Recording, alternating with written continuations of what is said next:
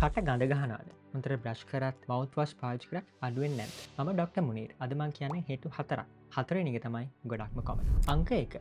දත්වල කුහර තියෙනවා නම්, දත් නරක් වෙලා තියෙනවා නම්, නැත්නම් දත්වල ඉදිමිලා තියෙනවා නම් කට ගඳ ගහන්න පුළුවන්. ඒකට කරන්න ඕන එකම දේ ඩෙන්ටිස් කෙනෙක් හම්බෙන්න. අංක 2.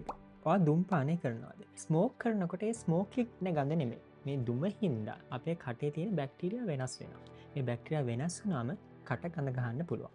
එකට කරන්න ඕන එකම දේ දුම්පානය නතර කරන එක.